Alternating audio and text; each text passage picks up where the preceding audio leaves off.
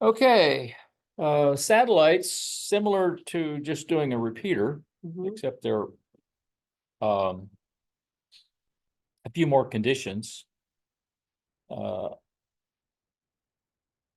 the case of a satellite, you're talking like a repeater, there's a transmit and receive frequency. But they indicate it with this UV code or VU code, Mhm. which specifies uplink, downlink. So if it's UV, it means the uplink transmit to the satellite is on UHF.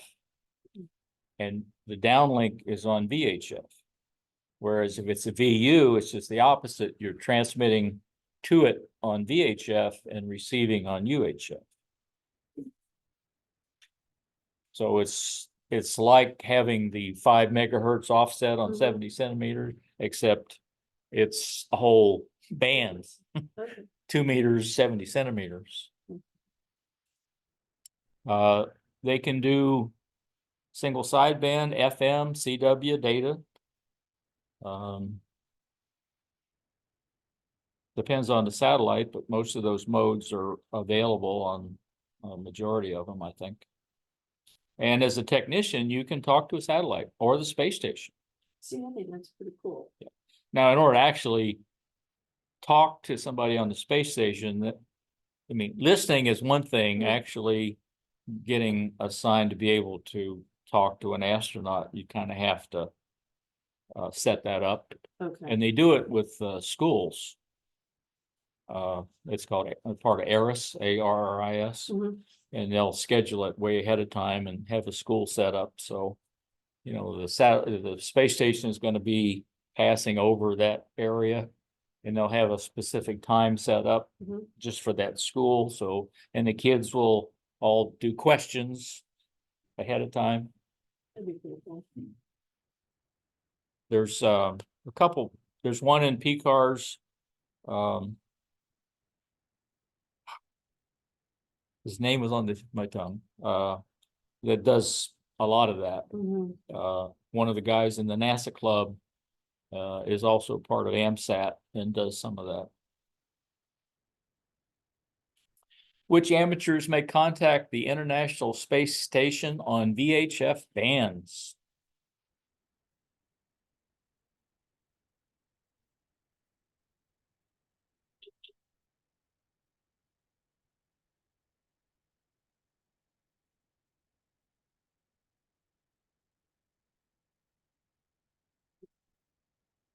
Yeah. Yeah. Yes.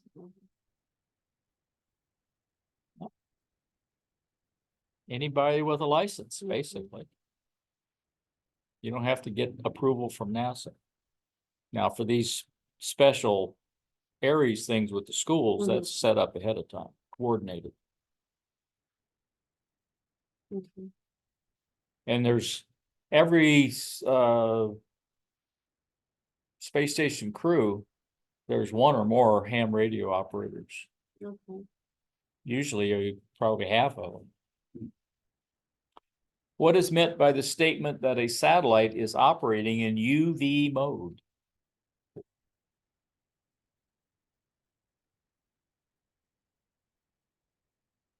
Mhm. Okay. Would you agree to? Yes.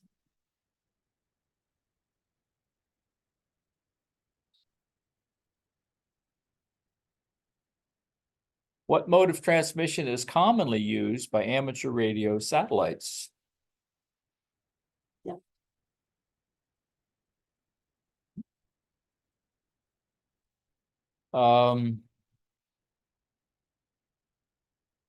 Regular satellites, because they have a limited power capability, kind of control the signal level with this automatic gain control. And I can't really explain all the details, but very strong signals can cause it to, since they have multiple channels, block weaker signals. So you can kind of overload the satellite Oh. if you're,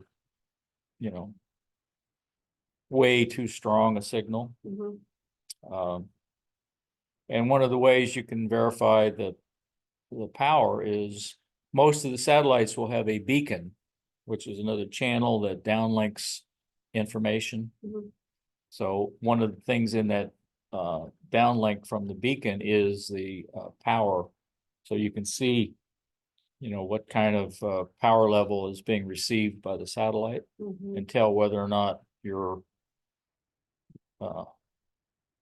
sending way more power than you need to. And that's one of the general rules.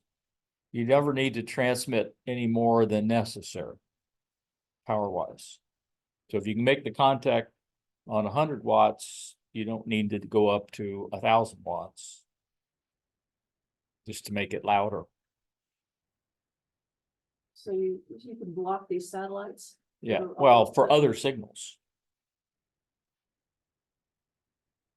So how do we keep other countries from blocking all our satellites up there so we can't talk to them? Okay.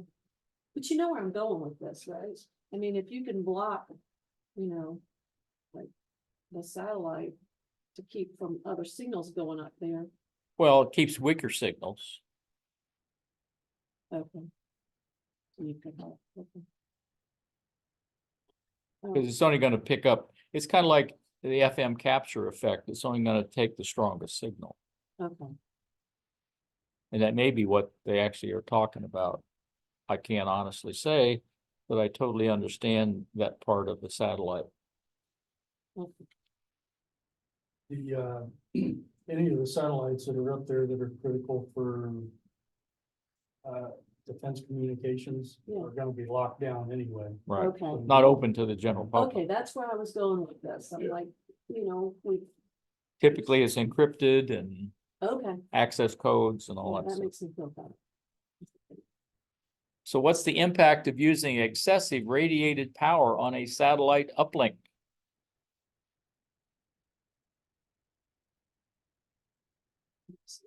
Oh, bravo. Bravo. Which of the following is a way to determine whether your satellite uplink power is neither too low nor too high?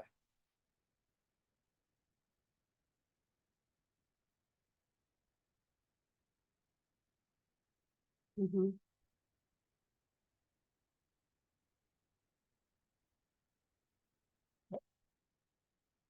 Look at the beacon and compare. Mhm. We have a thing called LEOs, or low Earth orbit satellites, which means they kind of go around pretty quick. They're 88 to 127 minute periods. So it's moving along, which doesn't give you a lot of time. They're in the 99 to 1,200 mile range. They're very high bandwidth and they have a low time lag. But What are those used for? The low Earth orbit satellites. Mhm. No, I don't know in Okay. particular, just, they're just meant, well, I think it's cheaper to put a satellite in low Earth orbit. So probably more amateur satellites are that way and okay. make experiments and stuff. I'm not sure. Okay. I'm not really a satellite person, at least not yet. So what is LEO satellite? Mhm.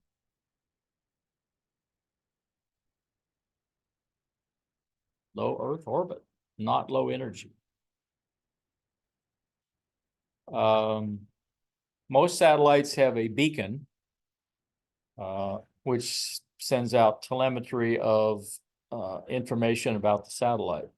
Can have voltages, temperatures, those kinds of things, maybe even some position information. It really depends, but it's essentially called health and status that's on the beacon. And if it's a public satellite, Mhm. non-military, then anybody can receive it. It's not encoded or anything. Whereas if it's a military defense satellite, you might see the signal, but you won't be able to supposedly decode it or decrypt it. This chart just shows some of the different frequencies for the different satellites and what the beacon frequency is. On this one, they got telemetry on 640 and the beacon is on 660, and actual transponder channels are 665 to 685. But you wouldn't be able to talk to that specific satellite unless it's within your, It has to be within line of sight. yes, okay. Still, know it's still line of sight because we're talking VHF, UHF. Okay. These are all VHF. Well, down here. And over here is the type of modulation. Mhm. Actually, on this one, the the other problem with reading the beacon stuff, it's in Morse code Hmm. at 22 words a minute. I definitely wouldn't Okay. read that one. Just out of curiosity. Well, let's see, 370 doesn't do Morse code, but the KSC one does. You know what the words permitted on? Because I can't, even though I know what it is, I can only copy the last 3 letters. I don't really. I think it's listen- got to be in the 15 or 20 range. 20 seems to be the sweet spot for most public access stuff. What is a satellite beacon? Mhm. Yeah.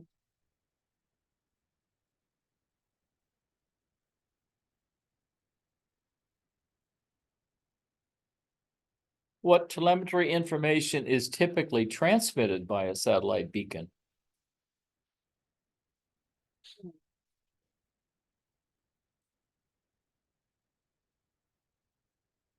Who may receive telemetry from a space station?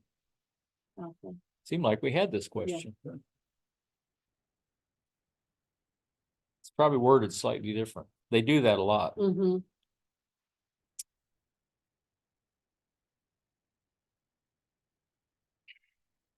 Oh, the other question was who could transmit. This Mhm. was who could receive. Yeah. So it doesn't have to be licensed.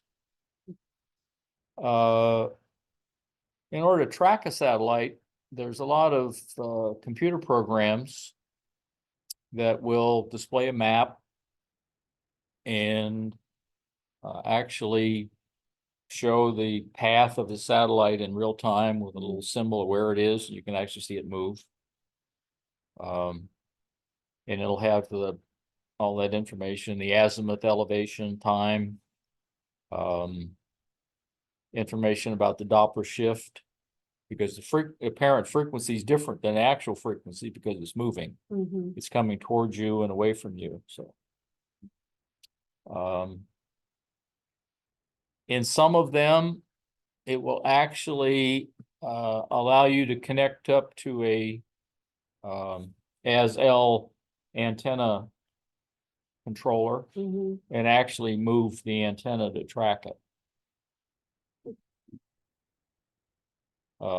In order to do that, it has to have a way to read the Keplerian elements, Hmm. which are published. I know the ARL spits them out like once a day, which is a long list of all the bunch of satellites and what the apogee and perigee and all that stuff is part of that. And that's how it calculates all Mhm. those things. Hmm. This is, I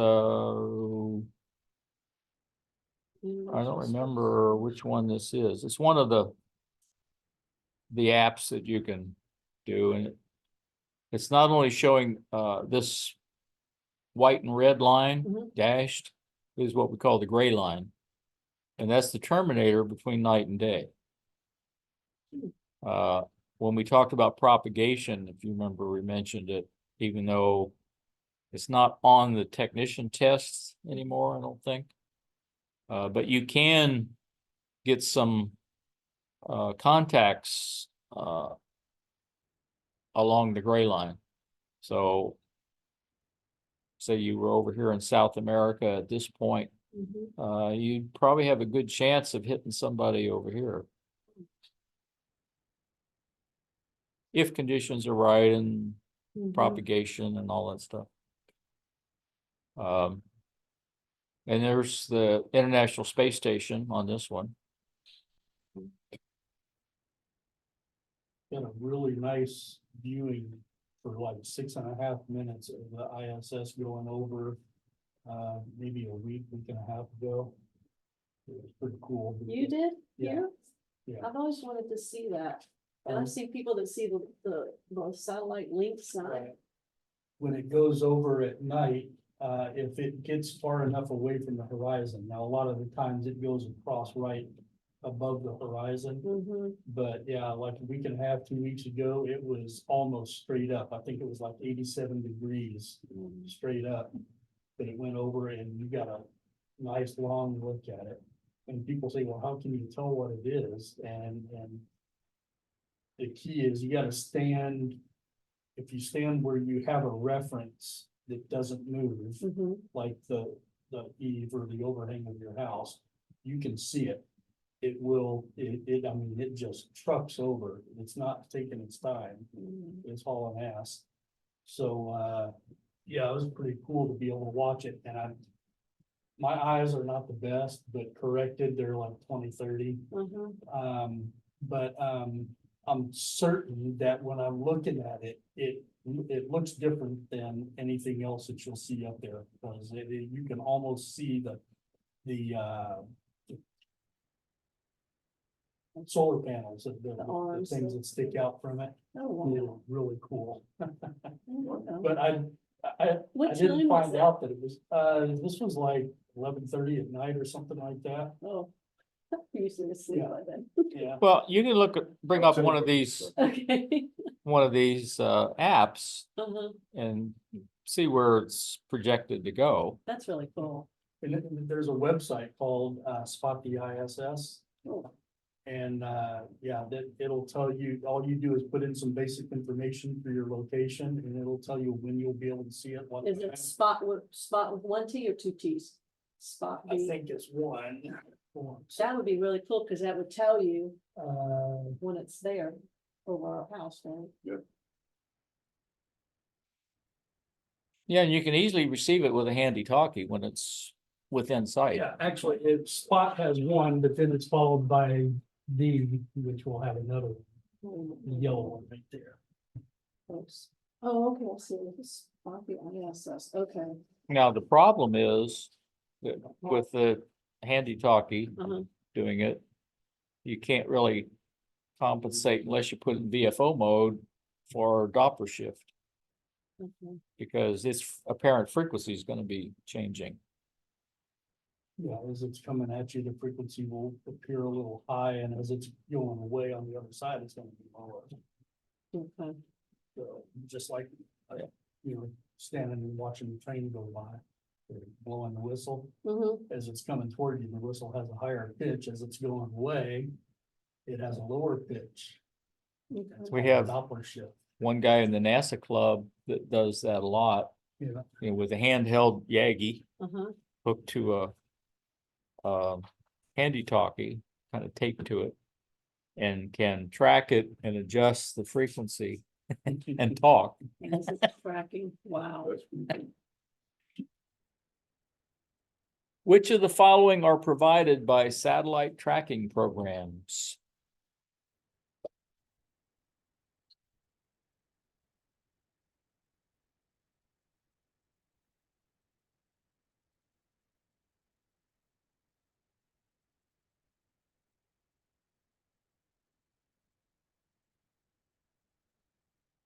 Some Delta. Yep, Okay. they do all of that. some better than others, but. Which of the following are inputs to a satellite tracking program? Mhm.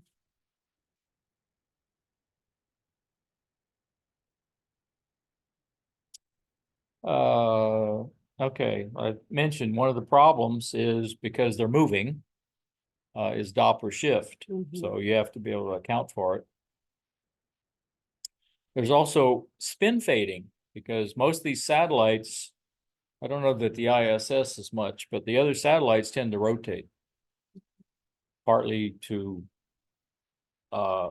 equalize the heating and cooling, Mhm. so you don't have a hot spot and cold spot, and that's one of the reasons they rotate, Okay. rotisserie.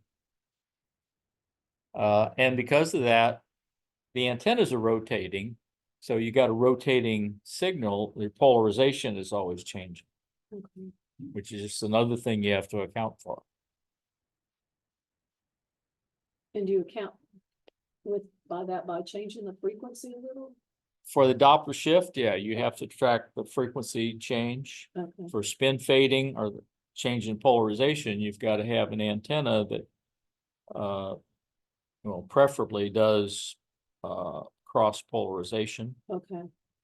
So that's most of these that you little Yagis and stuff you do for satellite work will have really two antennas Mhm. crossed. Okay. So either as it rotates around, you're picking up that. the signal more on this one and less on that one, and Okay. what is Doppler shift in reference to satellite communications?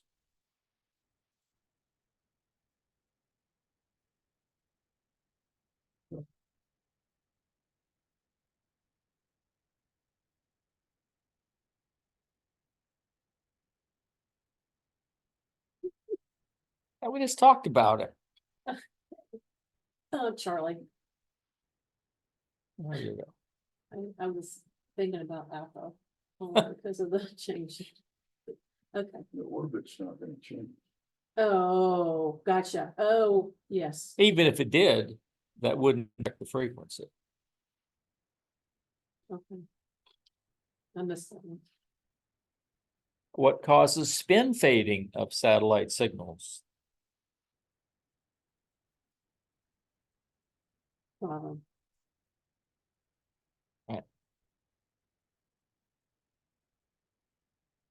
Okay, so anybody with a technician or higher license can talk to the International Space Station. UV mode is the uplink, downlink, whether it's UHF, VHF, or VHF, UHF, can be either of those two modes. Most of them support all of the single sideband FM, CW data. I guess they don't support AM. Mm. Most amateurs don't use AM. Single sideband is a lot more efficient, where it's only one sideband out of the AM signal. And using excess power can block other users on the satellite. And a way to check is to verify your signal strength that's the same as the beacon. If you're more, then you need to back off. If you're less, then you can increase your power if you can. Low Earth orbit satellites are called LEOs, and they normally have a beacon that sends health and status information that for a non-military satellite, anybody can receive it. There's satellite tracking programs that show real-time position on maps with the time, azimuth, elevation, usually apogee, perigee, Doppler shift, and even the ability to control an antenna to track it. And they use the Keplerian elements to calculate all that. And Doppler shift is the observed or apparent frequency change since the satellite is moving away and towards you. And spin fading is because it's actually rotating. So if you didn't have a cross polarized antenna, you'd get this strong signal, no signal, strong signal, no signal at the rate at which it was rotating. You have to rotate the radio. Okay. Yeah, there you go. You're handy talkie and just twist it. When you see me out in the yard doing that. Or you could just point it straight at it and get nothing.